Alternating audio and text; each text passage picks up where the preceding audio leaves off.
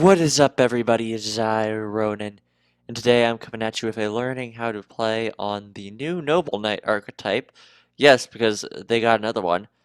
Flame Noble Knights. So, Flame Noble Knights are kind of like old Noble Knights, where they basically make a big dude and equip onto that big dude, this time with more disruptions.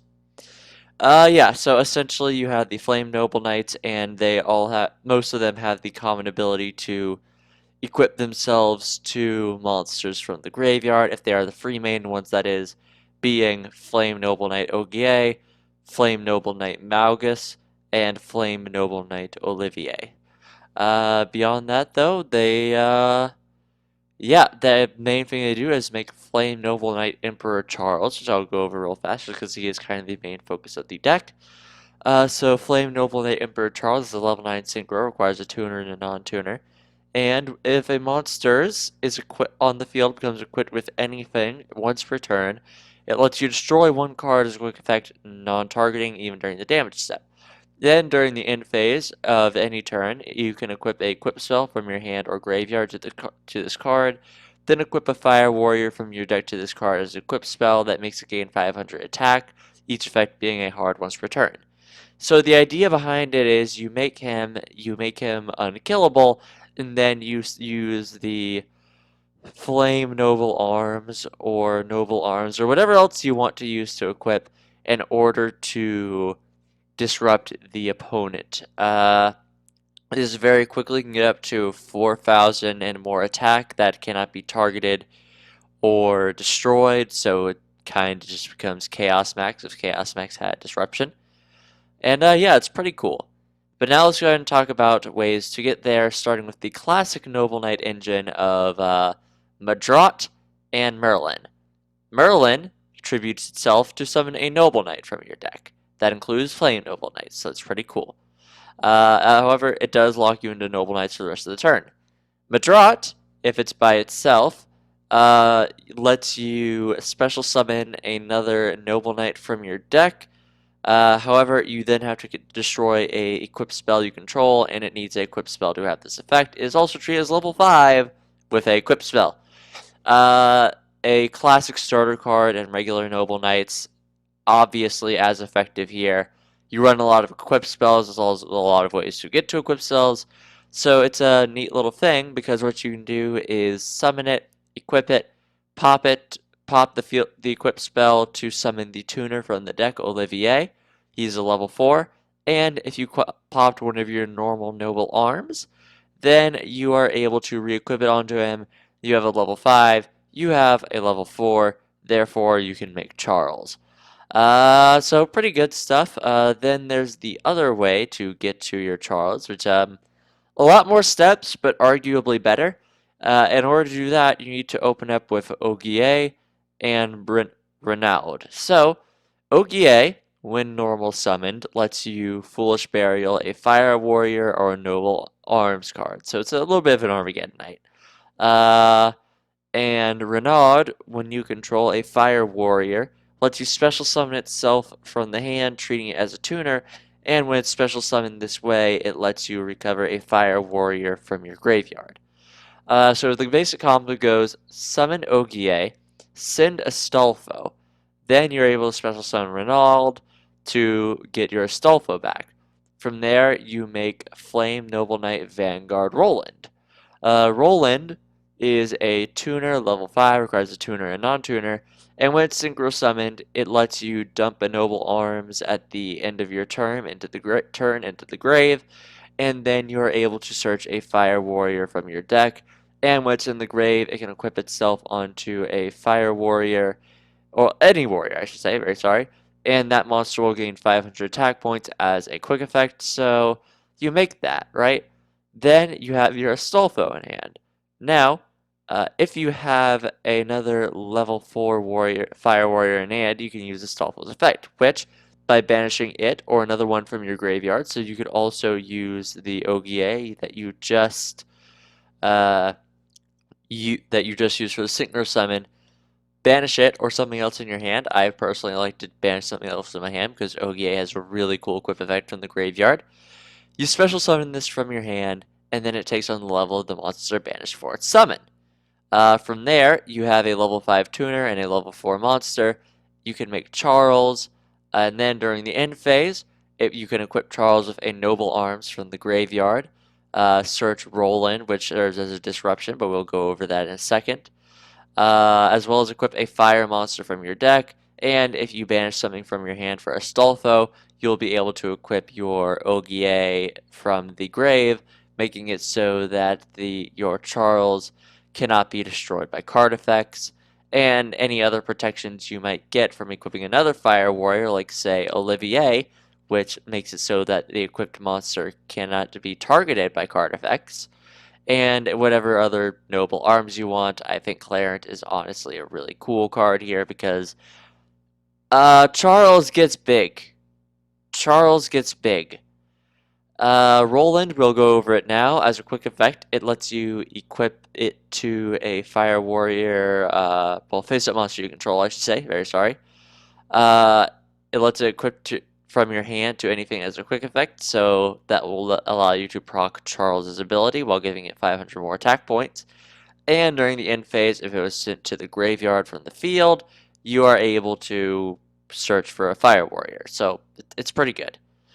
Beyond that, Astolfo does have another effect when it banishes itself. At the second standby phase after it was banished, it special summons itself and a banished fire warrior from or fire warrior from your graveyard. So it's pretty good. Beyond that, we have the classic free and their equip effects. I already went over Ogier, I already went over Olivier, but Olivier can also special summon itself by sending a fire warrior monster or equip cell from your hand or face up from your field to the graveyard. However, when special summoned this way, it is treated as a level 1. Mogus, its equip effect makes it so that the equipped monster cannot be destroyed by battle. And if it is sent to the graveyard, you can shuffle free of your other fire warrior monsters and or noble arms cards that are banished and or in your graveyard into the deck to draw 1. So it's kind of like a mini replacement for Noble Knight Brothers. So yeah, that's kind of the monster lineup. Everything does work together fairly well. If it does admittedly require a little setup, because no matter what, you are going to require 2 cards to work. Thankfully, Merlin does help that a lot, as well as Madrat. And you have a lot of ability to search, so let's go right into our spells. So first up, you obviously have Reinforcements of the Army. Everything is a level 4 low warrior except for Merlin. This searches everything. Heritage of the Chalice also searches everything except for Merlin, and it searches your Noble Arms. So yeah, it rotas Noble Arms or Noble Knight monsters, and it can be added back to your hand if a monster equipped with a Noble Arms equipped spell is destroyed by battle and sent to the grave while this is in your graveyard. Both of these are hard ones for turn. We have our 2020 revision, so we can do 2020 things. Glory of the Noble Knights lets you equip a Noble Knight monster with a Noble Arms spell card from your deck.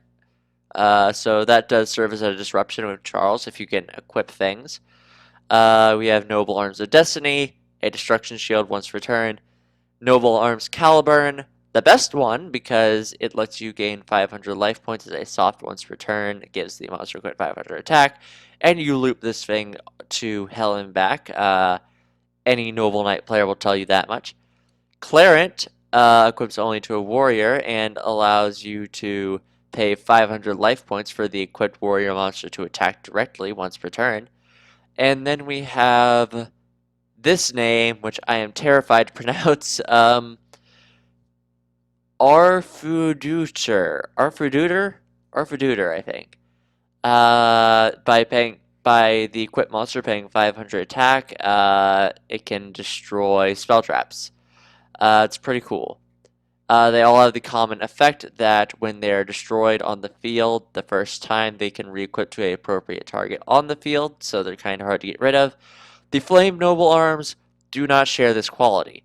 We're running 3 Flame Noble Arms Durandal and 1 Flame Noble Arms Joyous. So the first big difference between these two and the regular Noble Arms is 1, they don't come back. They they don't re-equip themselves when they're sent to the graveyard and destroyed. Another, they can be equipped to anything, so you can also equip them to your opponent's monsters, which is very helpful if you're going second. So first up, let's go over Flame Noble Arms Durandal. While it's equipped, you can add a level 5 or lower Fire Warrior from your deck to your hand, and then destroy this card. If this card is sent to the graveyard because the equipped monster was sent to the graveyard, it lets you target a level 5 or lower Fire Warrior in your grave to special summon it. And you cannot special summon monsters the rest of the turn except warriors. It is a hard once per turn. So pretty good. It's yet another searcher, so it does add a nice bit of consistency to this deck, giving us a grand total of 1, 2, 3, 4, 5, 6, 7, 8, 8, 9, 10, 11 ways to get to the monsters we want. So yeah, very consistent. Very nice. Beyond that, though, we have our Flame Noble Arms Joyous. It equips to any monster and lets you target a Fire Warrior in your grave to add it to your hand. Then pop this. And if this is sent into the grave because the equipped monster was sent into the grave, it lets you special summon a Fire Warrior from your hand. So yeah, we run it one because it is recovery. It's very good recovery, admittedly, but it's searchable, it's re-equipable, so we hold on to it. It's good at one. Beyond that, we already went over kind of the main extra deck cards. However, we do have a few other things that we can use. We have Ignoble Knight of the High Laudrin. It's requires a tuner and one or more non-tuner Noble Knight monsters, which is pretty easy for us to make. When it's synchro summon, it lets you equip a Noble Arms equipped spell from your deck to it. And at the end of the battle phase, if it destroys a monster by battle and sent it to the graveyard, you can add a Noble Knight or Noble Arms card from your deck to your hand.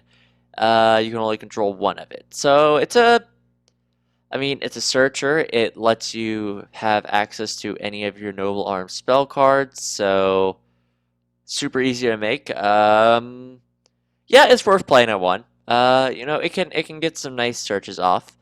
Now we also do run some of the Xyz monsters because we can still make them. It's just that more than likely we won't. So we have Sacred Noble Knight of King Custon, requires 2 or more level 4 Noble Knight monsters. It lets you bounce a number of cards up to the number of materials you detach from it. You can detach any number. And when this thing is destroyed by battle or card effect is into the graveyard, you can turn it into any other Noble Knight Xyz monster, attaching this as materials. Our other targets for that are Arctorius, the King of the Noble Knights. By detaching a material from it, you can pop spell traps on the field up to the number of Noble Arms equipped souls you control. And Sacred Noble Knight of King Arctorius, it lets you detach Xyz material from itself to target one other monster on the field and destroy it. And this is sent from the field to the grave. You can target level 4 or higher Noble Knight from your graveyard to special summon it. So yeah, we run it at 1 because, it's technically summonable. Artorius is decent spell trap removal if we don't get to our Arafooter. But yeah, so you can still run these. It's not as recommended. You don't go into them nearly as much, but it's still nice to have access to them. Beyond that, we have the Nightmare package, and everyone's favorite Broken Link monster, Isolde. Requires 2 warriors. When it's linked summon, it lets you add a warrior monster from your deck to your hand. However, you cannot normal summon that warrior or activate its effects at all if it has that name. And by sending differently named equip spells from your deck to the graveyard, you can special summon warriors from your deck, up level equal to the differently named things sent. So, yeah, it's a good consistency booster. With Master Rule 5 stuff, you don't really go into it as much, but it is still here in case someone does not want to do it. Beyond that, though, we just have the side deck, and let's go and talk about God Phoenix Gearfried. God Phoenix Gearfried, really good card. Supposedly, you should run it in this deck. And I would say if you want to make a more competitive version of this, you do run it in this deck. However, I wanted to try the pure Flame Noble Knight route. to see what it could do, and it was not a bad deck at all. But yeah, I would definitely suggest running God Phoenix Gearfried if you want to make a more competitive version of this deck, because Charles plus Gearfried is actually an insane combo if you can get them both out, which is very possible actually. Beyond that, though, things are pretty basic. We have free Gamma Seal for our Kaiju, free Lightning Storm in case we're going second, free Call by the Grave in case our opponent has hand traps, and then one each of our Fooder, Caliburn, and Destiny in case our opponent does more destruction-y things, we need to gain more life points, or our opponent has more spell traps. Yeah, so if you're new here, we just go over a few replays. I show you what I like about the deck, what I didn't like, what I thought was strong, what I thought wasn't strong, so on and so forth, and all that goodness. But yeah, all that being said, I'll see you all in the first replay. Alright, welcome to the first replay of Unplayer, the dark underbelly of the YGO Pro world has shown itself with Unplayer, not, yeah, no, some people have some seriously brutal nicknames and will say awful, awful things on this website, so please be careful.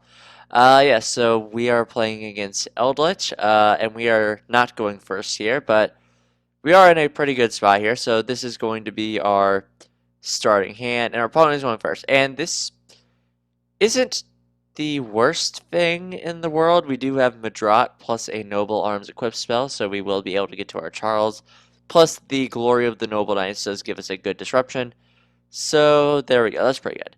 However, our opponent will be going first. They're just going to set a bunch and pass, obviously, because, you know, Eldritch doesn't do much without, Golden Lord. But, yeah, so we're going to go ahead and draw. We got the Roland, which is pretty nice. However, we're going to summon Madrat, activate Durandal. With Durandal's effect, it's going to pop itself to go ahead and search us our Renaud. Then we are going to activate Clarent. Then with Madrat's effect, we are going to summon Olivier from our deck. Then, because Clarent re-equip effect, it will go back onto Madrat, making it a level 5 once again. So we are able to make Charles. We'll go ahead and equipping Olivier so that our Charles cannot be targeted, and we'll get to pop a face down. So we pop that, see the Eldritch, go ahead and set Glory of the Noble Knights for another potential disruption. And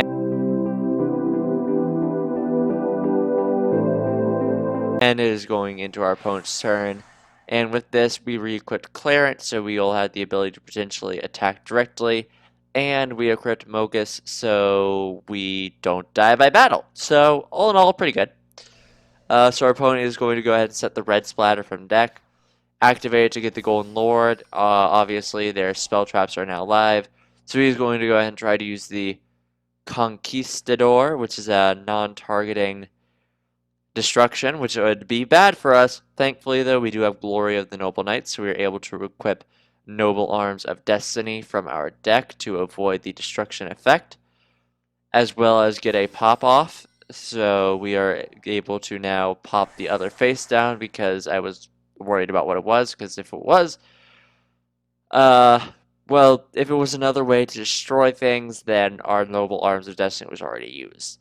So he's going to use the Magic Planter to draw 2, set the 2 Everglorious Golden Land, go ahead and pass turn is on to us now.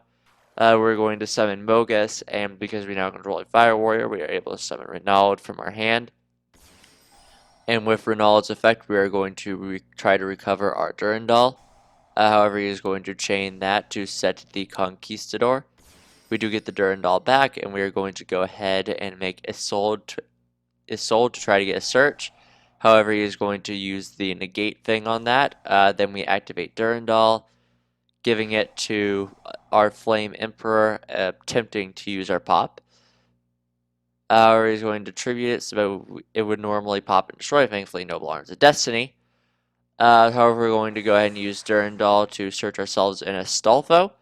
That's another good thing about the Flame Noble Arms. They pop themselves once they're on Charles, so it gives you more space to use your equips. And clearing out equips this way is also a good reason why Gearfried plus Charles is a very strong combo. However, we are just able to go ahead and get in some pretty solid damage on our opponent He is going to set the Elixir White Fate, though. Go ahead and use the Eldritch to try and get a big boy out. We are going to go ahead and equip Ronald for our Disruption. I forgot that Eldritch could not be destroyed by effects this turn, so that was completely my bad, but either way, this does make us bigger than it, so we will be fine to not lose to it. So he's going to attack over our Soul. Then he is going to go ahead and set the red splatter again. Then it's back to us, and thankfully we have clearance, so we can just pay 500 and attack directly for game. So yeah, that was just the deck kind of going off not ideally. Like I said, it's actually a surprisingly consistent deck. But next game, you're going to see the combo sort of go off ideally, and I will see you all there. Alright, welcome to the second, final, and much shorter replay, against a Lunalite, Thunderbird, Infinite Negate thing, that combo that has been in the game ever since Miss Valleys were created, but people only seem to notice it now. We will be going first this time, which is ideal, and we have a pretty ideal opening hand here with the Merlin and the Search, so we are definitely getting to the cards we need. However, we both agree to 2020, and we're getting right into it, so we're going to activate the Heritage of the Chalice. Summon Ogier. Ogier is going to go ahead and send Mogasaurus because we already have the Astolfo. Why he doesn't Gamma here, I'm honestly not sure. So Ronald's going to go ahead and get us the Mogier, so we will have a slightly better Banish fodder for Astolfo. So we're going to go ahead into Vanguard Ronald. Ronald's effect activates, so our searches and dumps are going off at the end of the turn. So then we are going to banish Mogier to summon Astolfo as a level 4. Get rid of both of them to make Charles. End phase, we are able to first use Roland's effect to send Noble Arms of Destiny and search the Olivier. Then Charles' effect is going to hit Destiny as well as Olivier, so we cannot be targeted and have 1 destruction protection. And we have the Roland in hand as our disruption. So, yeah, it's pretty good. And that's sort of the real combo just within archetype that you can do, so it's pretty good. However, we are now on to our opponent, who is going to go ahead and activate Tinky to search Tiger, summon Kaleidochick for the Foolish Burial, activate Tiger, which we are going to pop immediately, because if you know anything about Lunalites, they like to loop Tiger. And we don't want him looping Tiger. However, because Tiger was popped, he is going to get his Yellow Martin back. Then he's going to Mothman, hitting the Mothman, so we each draw and discard 1. We're going to go ahead and discard Olivier, so it could be potentially equipped later. He's going to attempt to Mothman again, losing the Thunderbird and summoning Mothman, getting a draw, drawing the Martin, and at that point he just quits. So yeah, that's the N archetype combo, and I mean, there are obviously situations where this deck just, if you absolutely brick, which I guess is really possible with any deck, but I gotta say, this deck, one well-placed disruption isn't exactly super strong. With Gearfried, it's much stronger, and with Morgan, it is also pretty good. I could not figure out what to really cut to make room for those. I suppose you could maybe drop Mogus down to 1.